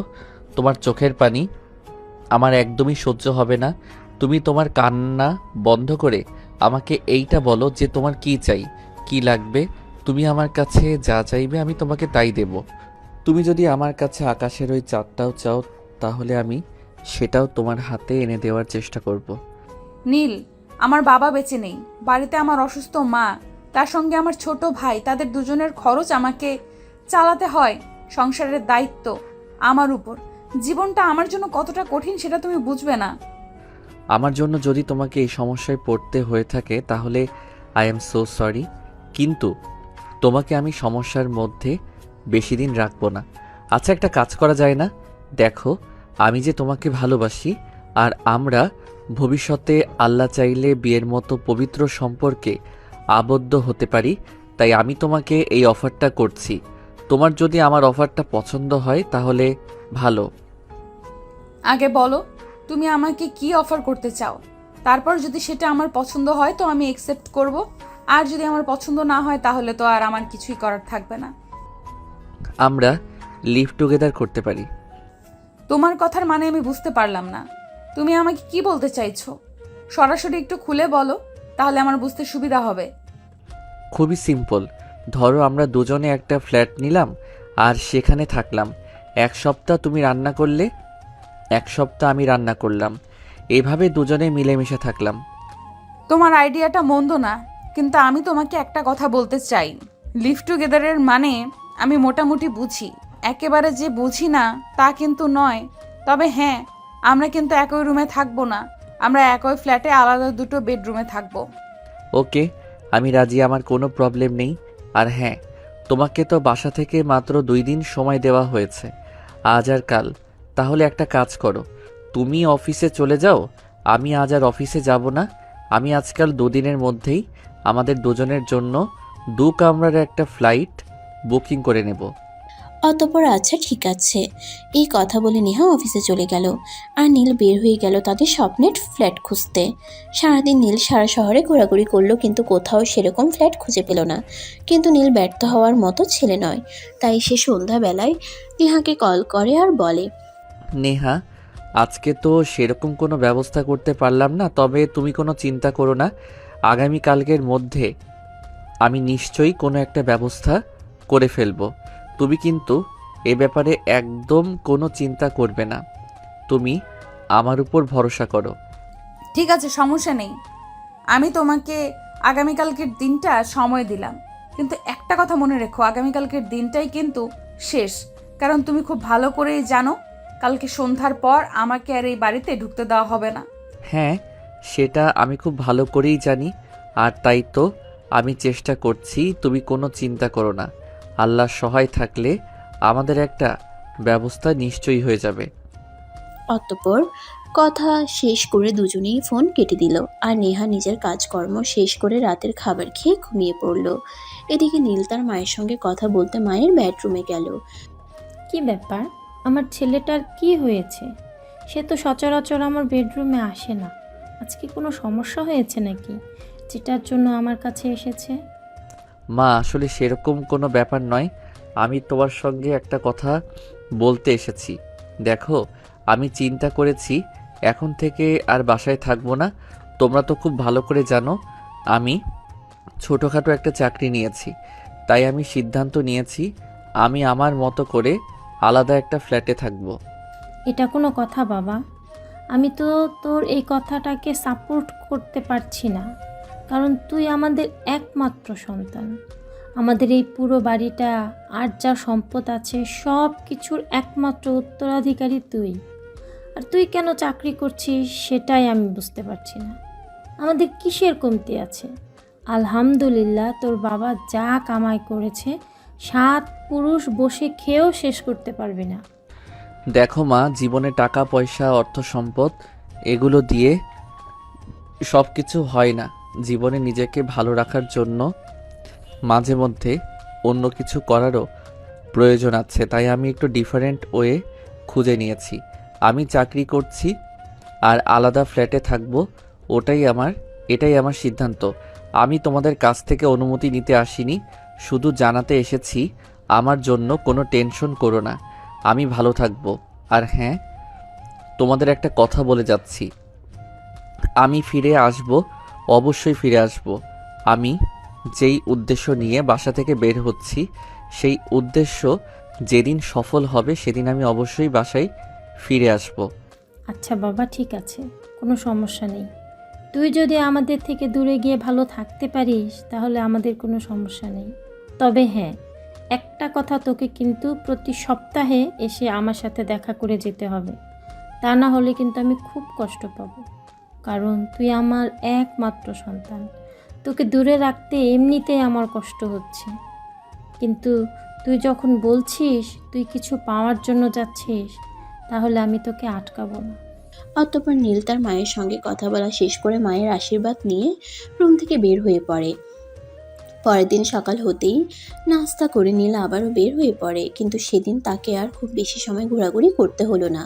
সে তার স্বপ্নের ফ্ল্যাটের ঠিকানা খুঁজে পেল আর সেখানে কথাবার্তা বলে একদম বুকিং কনফার্ম করে তারপর বের হয়ে এসে সঙ্গে সঙ্গে নেহাকে ফোন দিল।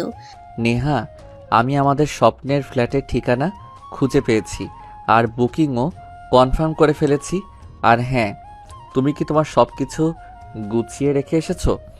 হ্যাঁ, আমি আজ সকালেই সব কিছু গুছিয়ে রেখে তারপর বাসা থেকে বের হয়েছি, কারণ তুমি যদি আজ বাসা খুঁজে নাও পেতে তাও আমাকে ওই বাসা থেকে বের হয়ে যেতে হতো। তাই আর কোনো রিস্ক না নিয়ে আমি সব কিছু গুছিয়ে রেখে তারপর বাসা থেকে বের হয়ে এসেছি।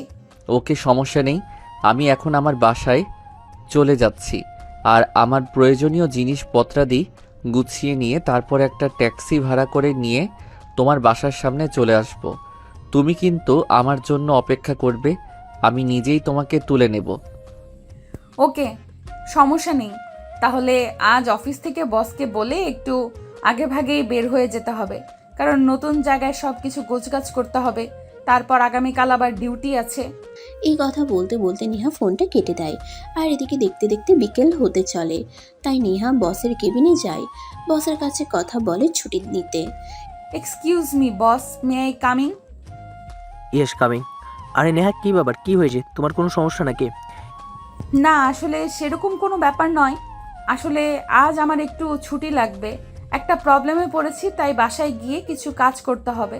আর যদি আমাকে 3টে নাগাদ ছুটি দিতেন তাহলে একটু ভালো হতো আর কি।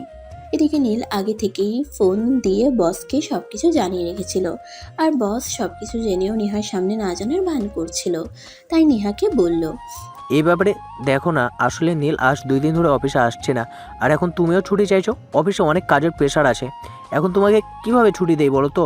কিন্তু বস, ছুটিটা আমার খুবই প্রয়োজন ছিল, তাই কাইন্ডলি প্লিজ ছুটি দিতেন, তাহলে আমার জন্য খুবই ভালো হতো।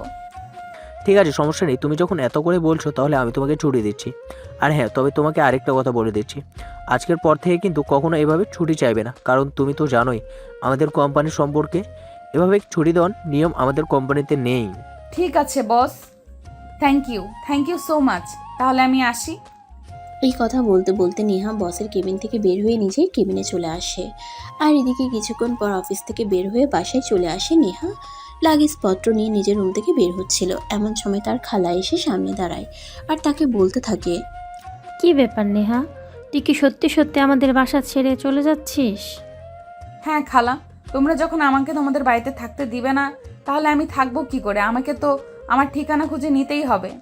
তাছাড়া একটা কথা আমি খুব ভালো করেই বুঝতে পেরেছি, পৃথিবীতে কেউ কারো আপন হয় না, সবাই নিজেদের প্রয়োজন আর আত্মসম্মান নিয়ে ভালো থাকতে চায়। ঠিক আছে, তোমাদের আমি কখনোই কোনো দোষ দিব না। তোমরা আমাকে ভালো কিছুই দিয়েছো, যাই হোক, আমি আসছি। পারলে আমার জন্য দোয়া করো, যেন ভবিষ্যতের দিনগুলোতে ভালো কিছু করতে পারি। এই বলে নেহা তার খালাকে আর কোনো কথা বলার সুযোগ না দিয়ে সেখান থেকে বের হয়ে চলে গেল। বাসার সামনে দাঁড়িয়ে নীলের জন্য অপেক্ষা করছিল। প্রায় 10 মিনিট পর নীল সেখানে এসে পৌঁছালো। তারপর নেহার লাগেজ আর ব্যাগপত্র গাড়িতে তুলে নিল। তারপর তারা চলে গেল তাদের স্বপ্নের ঠিকানায়। ফ্ল্যাটে পৌঁছিয়ে নেহা নীলকে বলতে থাকে, নীল দাঁড়াও, আমি আগে আমার রুমটা পছন্দ করে নেই, তারপর যেটা থাকবে সেটা তো তুমি থাকবে। কারণ একটা কথা জানো তো, ladies first. Okay my dear, কোনো সমস্যা নেই। তোমার যেটাতে পছন্দ হয় তুমি সেটাতেই থাকতে পারো, তাতে আমার কোনো আপত্তি নেই। আমি ছেলে মানুষ, আমার একটাতে থাকতে পারলেই হলো। এই কথা শুনে নেহা তৎক্ষণাৎ রুমগুলো খুঁটিয়ে খুঁটিয়ে দেখতে লাগলো। তারপর নিজের জন্য ব্যালকনি সহ যে রুমটা ওটা পছন্দ করে নিল।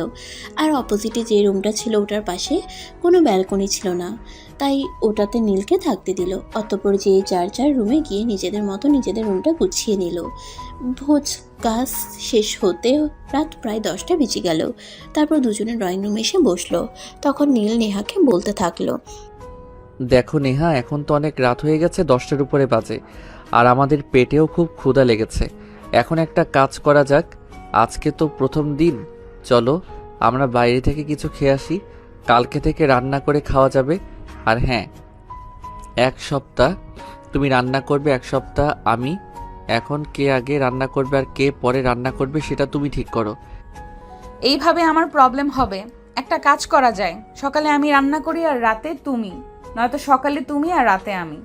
ঠিক আছে, এতে আমার কোনো প্রবলেম হবে না। তাহলে একটা কাজ করো, সকালে আমার ঘুম ভাঙতে একটু লেট হয়, সকালের রান্নাটা তুমি করে নিও, আর রাতের রান্নাটা না হয় আমি করে নেব। তবে এখন বাইরে কিছু খেতে চলো, আমার পেটে খুব ক্ষুধা পেয়েছে। এই বলে দুজন বাসার পাশেই একটা রেস্টুরেন্টে চলে গেল রাতের খাবার খেতে। রাতের খাওয়া দাওয়া শেষ হলে দুজনে যার যার রুমে গিয়ে ঘুমিয়ে পড়ল। পরের দিন সকাল হতে না হতেই নেহা ঘুম থেকে উঠে গিয়ে রান্নার কাজ শেষ করে নিল। এদিকে অফিস টাইম আর মাত্র 8 ঘন্টা বাকি আছে। নীল এখনও দরজা বন্ধ করে রুমে ঘুমোচ্ছে, তাই নেহা তার রুমের দরজায় নক করতে শুরু করলো। এই নীল, কি ব্যাপার, কি হলো তোমার? তুমি এখনো ঘুম থেকে উঠছো না কেন?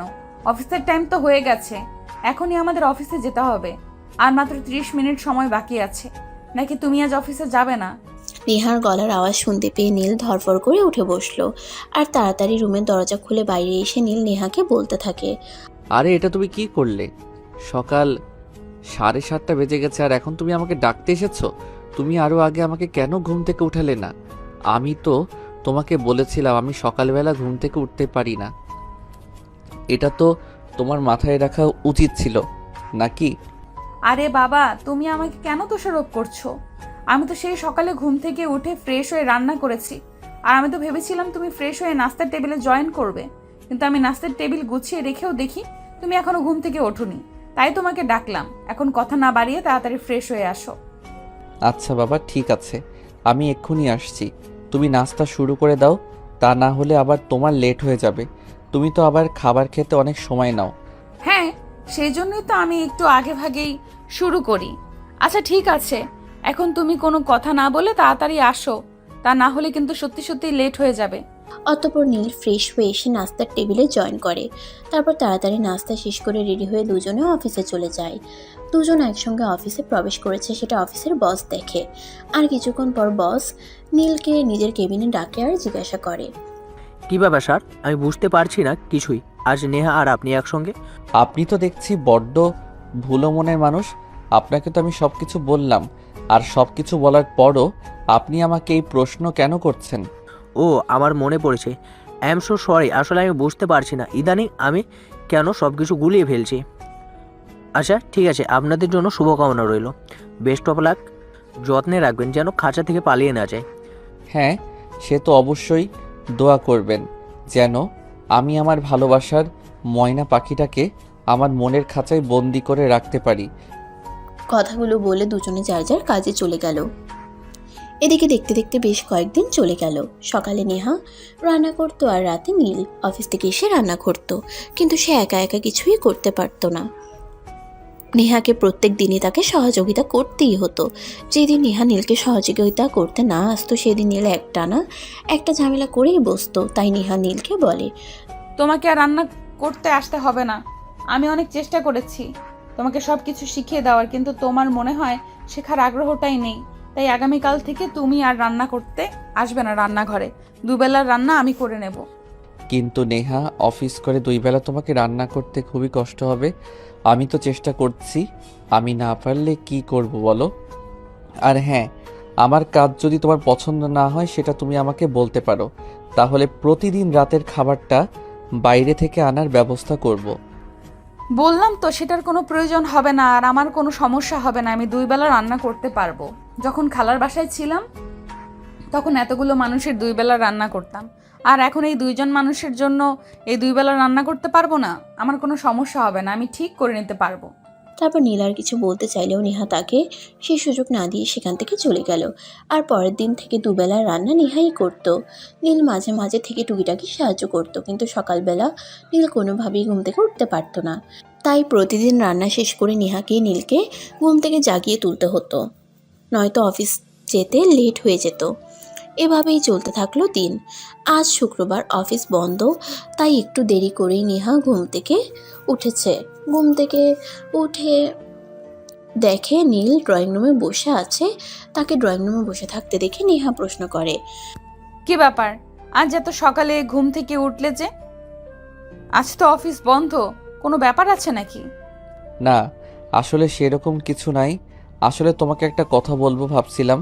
আজই তো শুক্রবার, অফিস বন্ধ, আর আমি যবে থেকে অফিসে চাকরি নিয়েছি সবে থেকেই দেখছি তুমি কখনো কোথাও ঘুরতে যাও না বা কোনো বন্ধুদের সঙ্গে আড্ডা দাও না।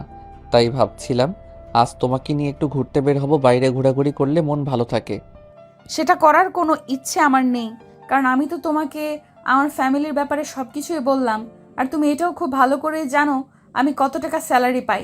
তাই ফ্যামিলির দায়িত্ব সামলিয়ে আমাকে আর বাইরে ঘুরতে যাওয়াটা হয়ে ওঠে না। সেটা আমার সামর্থ্যের বাইরে, বুঝেছো? হ্যাঁ, সেটা আমি জানি, আর ওটা কোনো সমস্যা নয়। আমি তোমাকে আমার পয়সায় ঘুরতে নিয়ে যাব, তোমার পকেট থেকে 1 পয়সাও খরচ করতে হবে না। অ্যাজ এ ফ্রেন্ড হিসেবে তোমার জন্য এইটুকু করতেই পারি। তুমি তোমার বয়ফ্রেন্ড নাই ভাবতে পারো, এটা ঠিক যে আমি তোমাকে বন্ধু ভাবি, কিন্তু বয়ফ্রেন্ড হিসেবে আমি এখনো তোমাকে অ্যাকসেপ্ট করতে পারিনি। ঠিক আছে, প্রবলেম নেই, তুমি ওয়েট করো, আমি ব্রেকফাস্ট বানিয়ে নেই, তারপর দেখা যাক। না সেটার কোনো প্রয়োজন নেই। আমরা দুজনে আজ 3 বেলার খাবারই বাইরে খাবো। এখন নেহা কিছু বলতে চাইলেও নীল তাকে আর সেই সুযোগ দিল না। তাইলে আর কিছু না বলে নিজের রুমে চলে গেল আর ফ্রেশ হয়ে রেডি হয়ে নীলের সঙ্গে বাইরে চলে গেল। সারাদিন দুজনে একসঙ্গে সময় কাটালো। তখন প্রায় সন্ধ্যা হবে। নেহা, তোমাকে একটা কথা বলতে চাই, ইফ ইউ ডোন্ট মাইন্ড। হ্যাঁ শিওর, কেন নয়, বলো কি বলবে। নেহা, তোমার সঙ্গে পরিচয় তো আমার অনেক দিনই হলো, আর প্রায় 2 মাস ধরে দুজনে একসঙ্গে রয়েছি। এখন বলো, আমাকে কোন দিক থেকে তোমার প্রেমিক কিংবা স্বামী হওয়ার জন্য অযোগ্য বলে মনে হয়?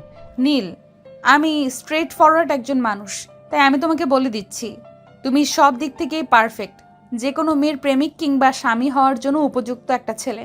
কিন্তু আমি তোমাকে এখনো পর্যন্ত সেই চোখে দেখিনি, কারণ আমি আমার পরিবারের একমাত্র উপার্জন সক্ষম ব্যক্তি, যার ওপর পুরো পরিবারের দায়িত্ব। তাই আমি তোমাকে কখনোই সেই চোখে দেখতে পারিনি। আমি এতদিন তোমার সঙ্গে থেকেছি শুধুমাত্র তোমার ভিতরের বিষয়টা বোঝার জন্য, আর আমি সব কিছু বুঝতে পেরেছি। আমি যদি তোমার পুরো পরিবারের দায়িত্ব নেই, তাহলে কি তুমি আমাকে মেনে নেবে তোমার প্রেমিক পুরুষ কিংবা তোমার স্বামী হিসেবে? আরে তুমি কেন আমার ফ্যামিলির দায়িত্ব নিতে যাবে? আর এরকমটা কখনো হয় শুনেছো? একটা ছেলে তার প্রেমিকাকে নিজের করে পাওয়ার জন্য তার প্রেমিকার পরিবারের দায়িত্ব নেয়। কে কি করেছে, কে কি করে বা কে কি করতে চায় সেই বিষয়ে জানার বা জানতে চাওয়ার জন্য আমার বিন্দু মাত্র আগ্রহ নেই। আমি তোমাকে ভালোবাসি, আর তোমাকে পাওয়ার জন্য আমি সব কিছুই করতে পারি। আমি শুধু এইটুকুই জানি। এখন বলো, তুমি আমাকে মেনে নিবে কি নিবে না? নেহা, আমি তোমাকে সত্যি ভালোবাসি। তোমাকে পাওয়ার জন্য আমার যদি নিজের জীবনটাও দিয়ে দিতে হয়, তাতেও আমি দুবার চিন্তা করব না। আরও একটা কথা বলি, আজ যদি তুমি আমাকে রিজেক্ট করে দাও, তাহলে আমি তোমাকে এতটাই ভালোবেসে ফেলেছি, তোমাকে ছাড়া আমি থাকতে পারবো না। তাই আমি আজ নিজেকে বিসর্জন দিতে বাধ্য হব। প্লিজ নীল, এইভাবে কখনোই কাউকে বলতে হয় না, কারণ ভালোবাসা কিন্তু জোর করে আদায় করে নেওয়া যায় না। আমি কোনো কিছু জানি না আর জানতেও চাই না। আমি তোমাকে ভালোবাসি, শুধু এইটুকুই জানি, আর এইটুকুই তোমাকে জানাতে চাই। তুমি আমার ভালোবাসা অ্যাকসেপ্ট করবে কিনা বলো। আজ শুধুমাত্র তোমার মুখ থেকে এই কথাটা শোনার জন্যই আমি তোমাকে বাসা থেকে নিয়ে বের হয়েছি। তখনই সেখানে নেহার অফিসের বস এসে হাজির হয়। আর নেহা অফিসের বসকে দেখে অনেকটা চমকে যায় আর থতমত খেয়ে বলতে থাকে। বস, আপনি এখানে? হ্যাঁ নেহা, আমি এখানে আর আজ তোমাকে কিছু বলতে এখানে এসেছে। আমি তোমার অফিসের বস। তুমি আমাকে কি মনে করো সেটা আমি জানি না, কিন্তু আমার মনে হয় তোমাকে কিছু সত্য কথা বলা প্রয়োজন, সেগুলো আমি জানি। হ্যাঁ অবশ্যই, বলুন না কি বলবেন। আপনি আমার অফিসের বস, আমি আপনাকে অনেক সম্মান আর শ্রদ্ধা করি।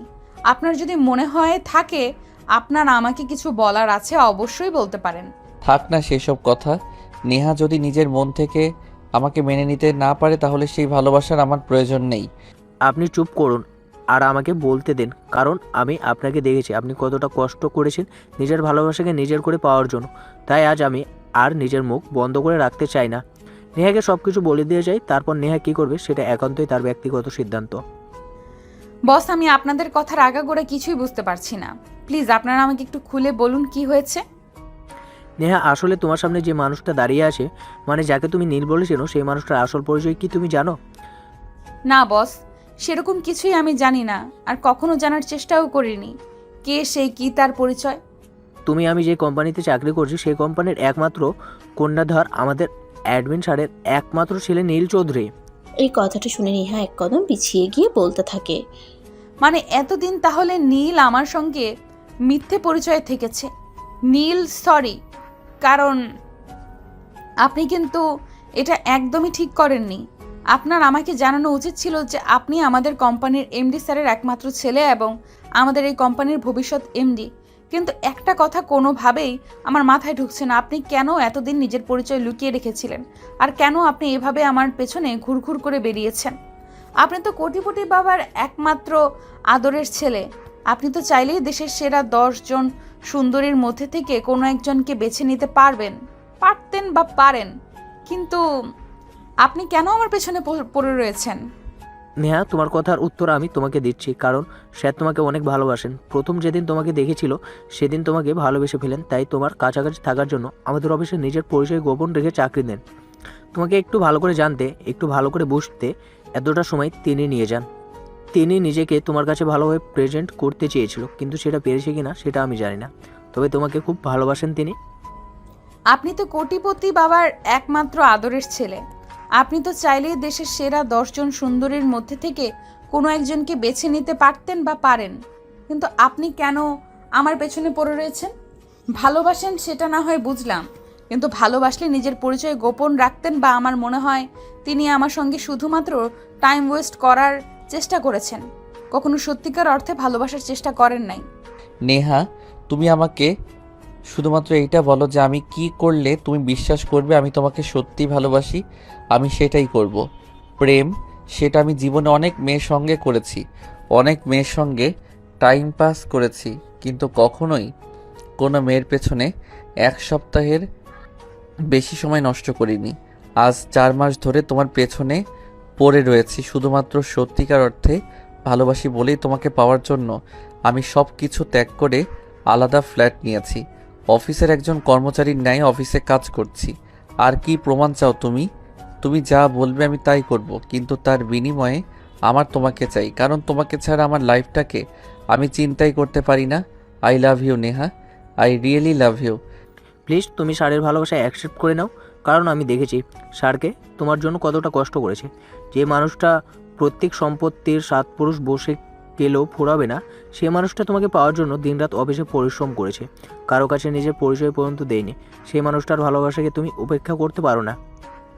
কিন্তু বস, আর কোনো কিন্তু নয়। দেখো, তুমি স্যারের ভালোবাসা অ্যাকসেপ্ট করে নাও, তোমার জন্য অনেক শুভকামনা রইল। আমি আসি।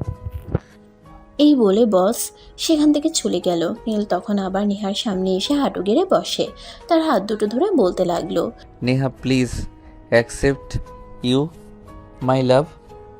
আমি তোমাকে পাগলের মতো ভালোবাসি। তোমাকে পাওয়ার জন্য তুমি আমাকে যা করতে বলবে আমি তাই করব, কিন্তু তোমাকে আমি হারাতে পারবো না। তোমাকে হারিয়ে বেঁচে থাকা আমার পক্ষে সম্ভব নয়। Please Neha, try to understand. I love you Neha, do you love me? Neha তখন বেশ কিছুক্ষণ চুপ করে রইল, আর তারপর নীলকে উদ্দেশ্য করে বলল, ইয়েস, লাভ ইউ টু। পাগলটা, ভালোবাসা পাওয়ার জন্য কেউ এমন করে? এই বলে নীলকে হাত দুটো দূরে উঠে দাঁড় করায় আর তাকে জড়িয়ে ধরে। তখনই নীল তাকে বলতে থাকে, আমি যে তোমাকে সত্যি সত্যি ভালোবেসেছি। তোমাকে পাওয়ার জন্য আমি সব করতে পারতাম, কারণ ভালোবাসা যে এরকমই হয়। সুখ দুঃখ কষ্ট কোনো কিছুই বাধা মানে না। সত্যিকার অর্থে কাউকে ভালোবাসলে তার জন্য নিজের জীবন পর্যন্ত দেওয়া যায়। আর আমি তো শুধুমাত্র নিজের অফিসে একজন কর্মচারীর ন্যায় কাজ করেছি মাত্র। হয়েছে, এবার কান্নাকাটি বন্ধ করো। এখন আমার শ্বশুরবাড়ি, আমাকে কবে নিয়ে যাবে সেটাই বলো। তুমি চাইলে আজই আমি তোমাকে নিয়ে যাব। তাই নাকি? ঠিক আছে, তাহলে আজকেই নিয়ে চলো। ওকে, কোনো সমস্যা নেই। তুমি 1 মিনিট ওয়েট করো, আমি শুধু তোমার